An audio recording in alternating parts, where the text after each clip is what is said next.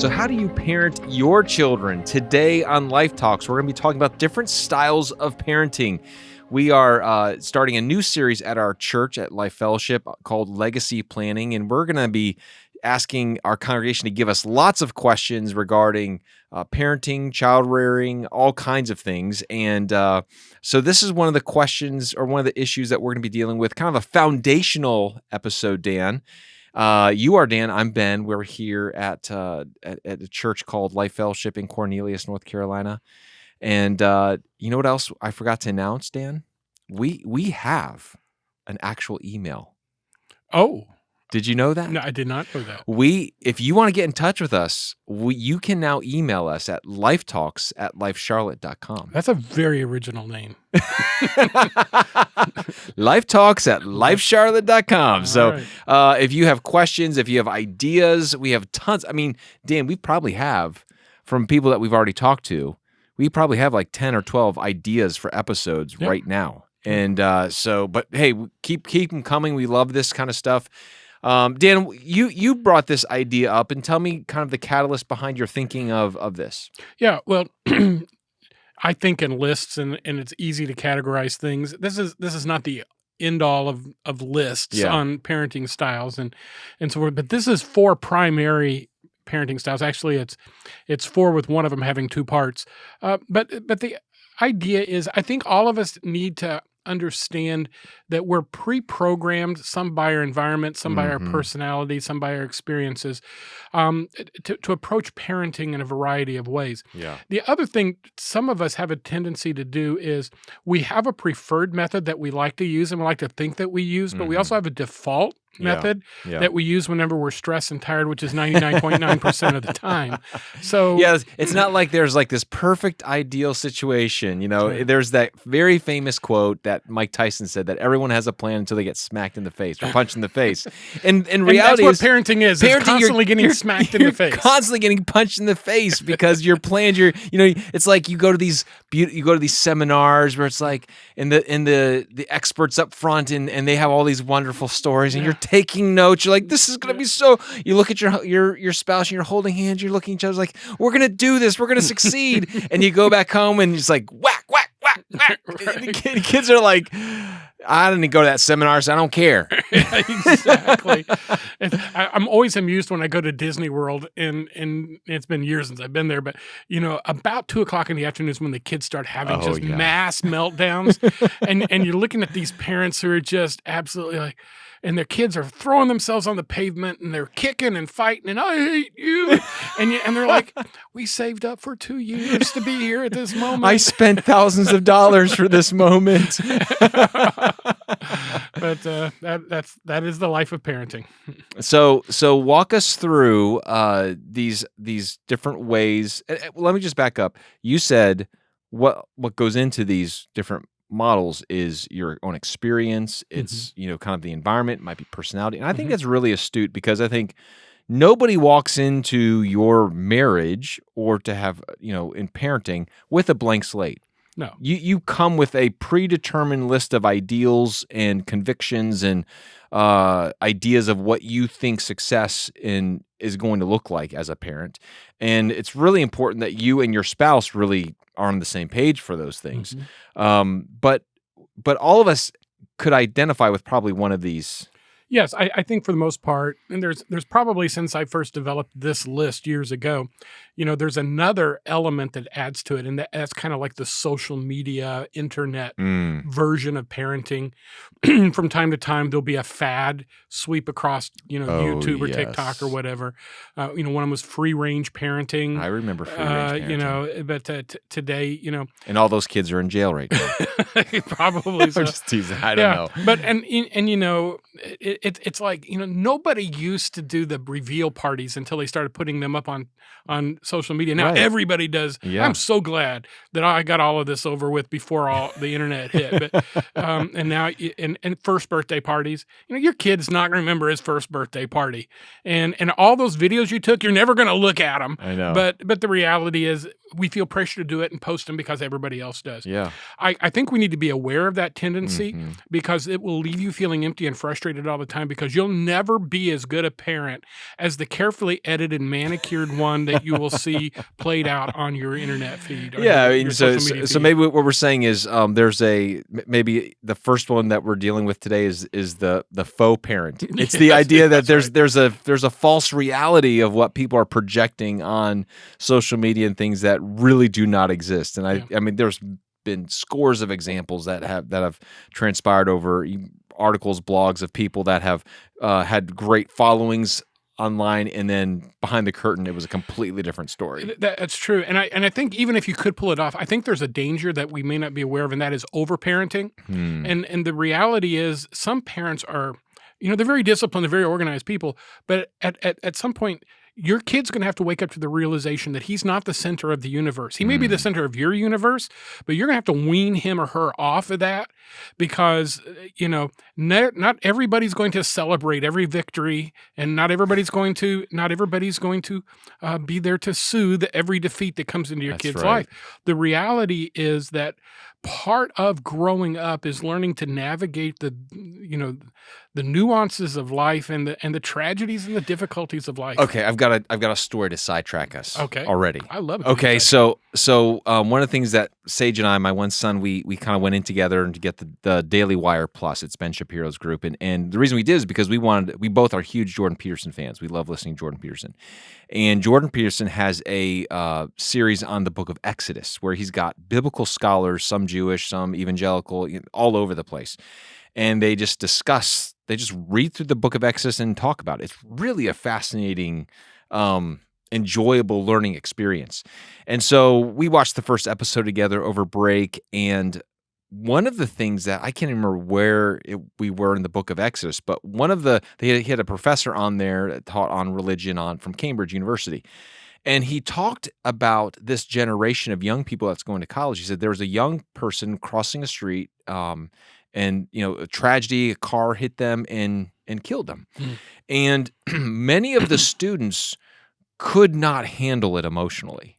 And he said because their parents had shielded them from going to any funerals or experiencing any disappointment or any heartache or any pain, because they felt like they didn't want anything negative to come into their life. So now they walk into the real world, 18, 19, 20-year-olds, and they've never gone to a funeral. And they don't know how to process someone, and no one that most of them didn't even know, but there was a death on campus, and it was like meltdown emotions for kids. They couldn't handle pain like that. And I'm just like, whoa. I mean, I heard that story and it resonated with me to say there is a value system that parents are shielding and protecting kids from experiencing life that can lead to very dangerous consequences. Yeah, and that's a major issue, death in life, which ought to be, I mean, I don't know about you, but we find a dead bird, we would have a funeral service and, put flowers around it, bury it in a box, and that sounds really, trite and silly, but actually it was an introduction to death. When your first pet dies, yes. it's not necessarily a good idea to say, well, they're at a farm in the country, but here's a new puppy, without helping them process that. But, and that's true. Life has injustices in it. Sometimes they're going to be punished unfairly for the sins of others. That's right. If you go and fight these battles at school for them, they're never going to learn to navigate how to get over injustice. That's right. Being treated with a lack of justice will help you, hopefully, become more interested in giving others justice. That's right. It's part of the growing up. And I think this is, as we talk about these parenting styles, it's going to be very important. The other thing I think it's important to note is you didn't have to grow up in a perfect home. That's right. I think all of us at some time looked at our parents and thought, this isn't fair. This stinks. You're out of control. And then you kind of in the back of your mind say, well, when I have kids, I'm not going to yell at them. And then we do. Or I'm not going to say that word, and then we do. The reality is, though, that part of parenting is that we learn from the mistakes of our parents, and we try not to repeat them. Yeah. That isn't justification for poor parenting, No. but it is the reality that there is no such thing as perfect parents. I've always said this, every family is dysfunctional. Absolutely. And so you just have to decide, you just have to figure out how much dysfunction your family actually has. Yeah. You know what I mean? And every person has a portion of their life that's an absolute dumpster fire. Yes. And Yes. it ought to help us to to give grace, extend grace, but also to to help navigate our own dumpster fires and maybe be patient with other people more than we have a tendency to. Absolutely. All right, so walk us through the styles of parenting. I know we only have like 11 minutes left. We've already talked half the time, but sure. Let's. Okay, so the first one I want to address is the passive parent. So the passive parent is the one who has kids because they wanted kids, but they're not proactively parenting them. The passive parent can kind of be the person who's just like, well, I'm going to let my wife handle that. I'm going to let my husband handle that. Or I'm going to let the school teacher handle that. And so they kind of have a hands-off approach. We don't see this as much as we once did, but in certain levels of society and in certain parts of our culture, it is very common. This can also come from the fact if you have a large family. And the joke is always the firstborn child gets 3 hour naps and the best of everything. Yeah. And by the time you have your sixth kid, they're sleeping in a cardboard box and they're eating Cheerios out from underneath the couch. we understand there is that tendency, but that can be true also in how we train and parent our children. In that as we get older and as life becomes more complicated, we become more passive. So I'm not going to spend a lot of time on that one. I'll move to the next one, which this one, I'm going to use the letter P again, but there's two extremes to this one. One is the permissive parent. The other side of that coin is the overprotective parent. Okay. So the permissive parent is kind of like, just explore. We're not going to live with rules. Like no, saying no is a sin, almost. And they enroll their kids in the Montessori school. So the Montessori, method of teaching is kind of like, we don't follow a prescribed you just curriculum. discover what you want to learn. And so forth. So there's but the world does not function that way, and we do our kids a disservice if we don't introduce them to some structure and tell them no every once in a while. And set boundaries for them. The other side of that, though, is the overprotective parent who walks around with a little pillow so that their little bum doesn't get bruised ever by a stumble. They fight every battle for them. My mother, every once in a while, my sister and I'd be going at it. Rather than solve the problem, she would say, you two solve this problem and you got 10 minutes to do it. Otherwise, I'm going to come in and solve it and both of you are going to be crying when I get done. Now you say, well, that sounded really harsh. No. Bottom line is we learn to work it out simply because my mother wasn't going to come in and become judge and jury. Because sometimes litigating every single conflict that your kids have is exhausting. It is exhausting. And you rob them of the skill that they need to be able to solve their own problems, to work through conflict. That's right. And to do so, if I smacked my sister, everything was gone. And because in my house we had a rule that boys never touched women in any kind of violence or anything like that. And so, everybody would have the world would have come to a stop and there'd have been big consequences. But in order of working out who gets to play with the toy next or who gets to, ride the cool bicycle or whatever, those kind of things ought to be able to be worked out without the parent coming in and saying, okay, you get it for 10 minutes, I get 10 minutes, I'm going to set a timer.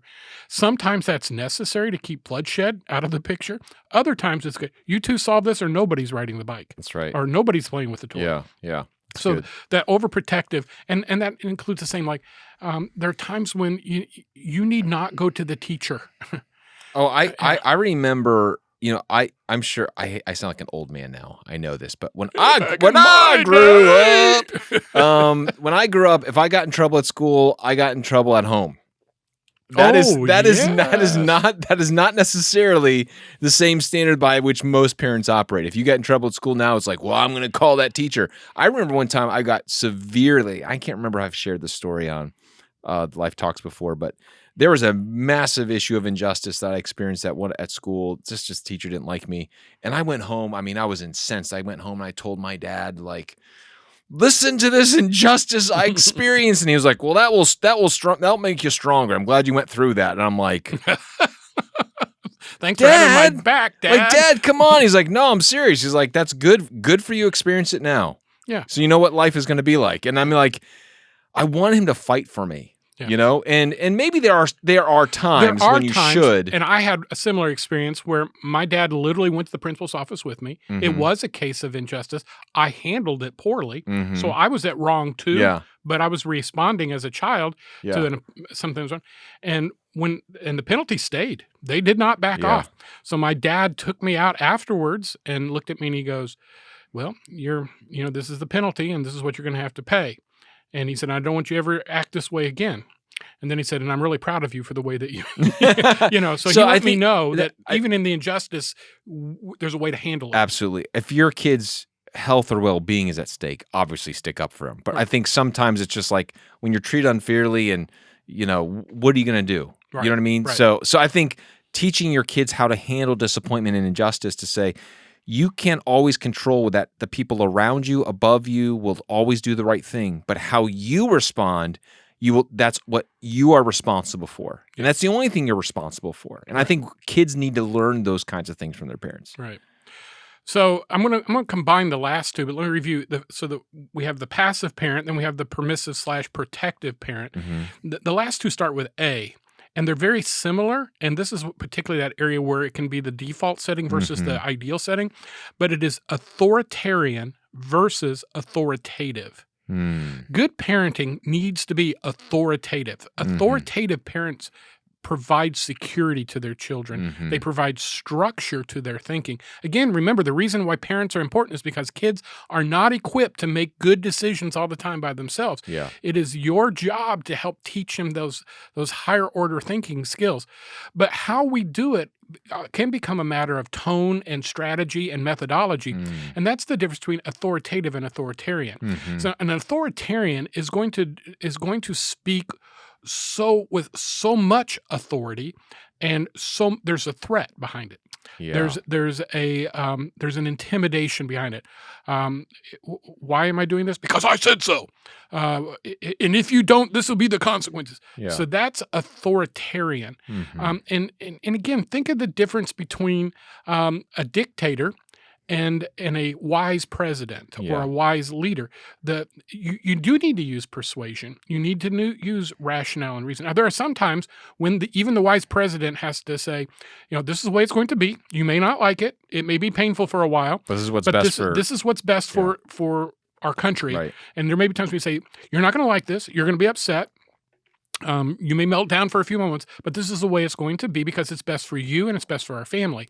But the person who says, I don't give a rip about what you think. I don't care about your feelings. This is the way it's going to be. If you don't like it, there's the road. Hit it. Yeah.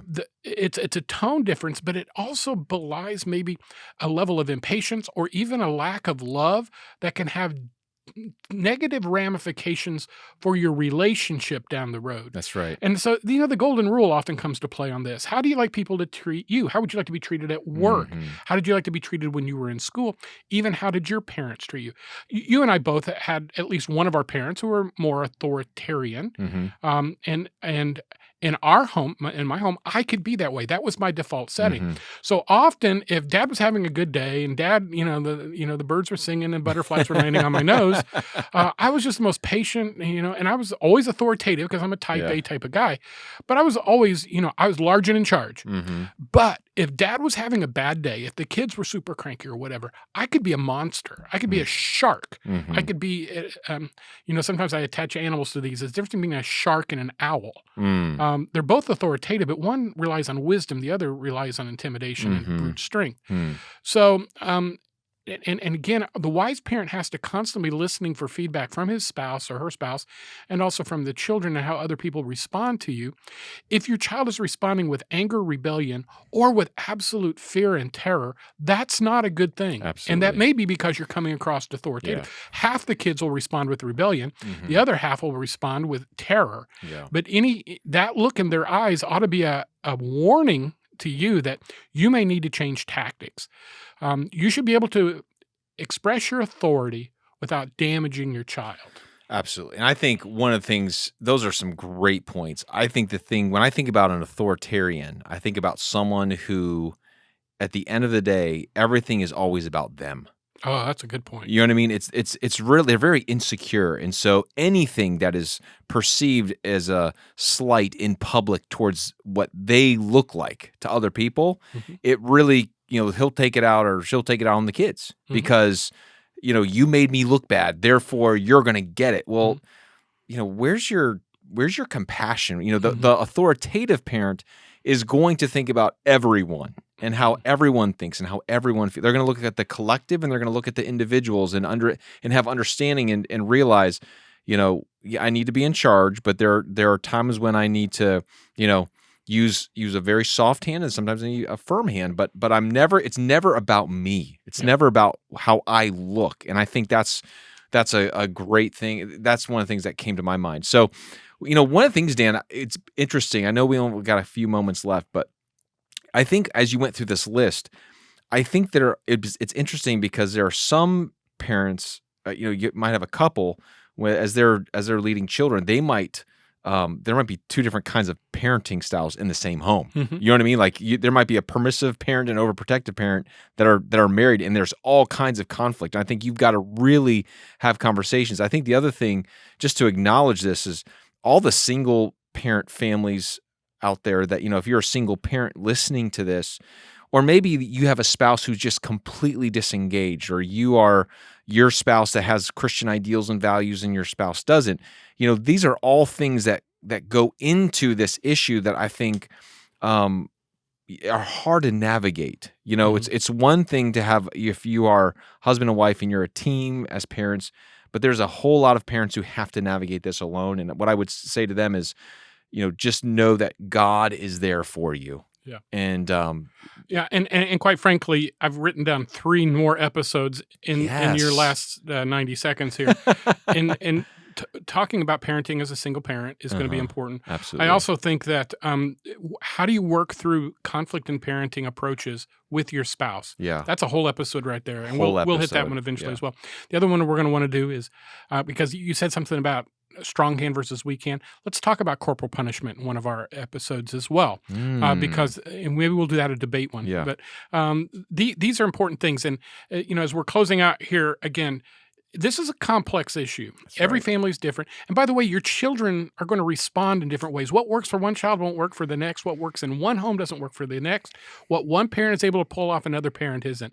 Don't be discouraged. We're going to give you a ton of ideas as we continue this series. And by the way, if you get a chance and you're listening to this as recently, come to our services and listen to this legacy planning series as we teach through Deuteronomy chapter 6. And we're all in this together. We need teamwork, and so let's form partnerships that'll help us be more effective as we parent our kids. Awesome. Well, thank you so much for joining us. I hope this has been an encouraging, a beneficial Life Talks episode for you. Thanks again for joining us. We'll talk to you next time.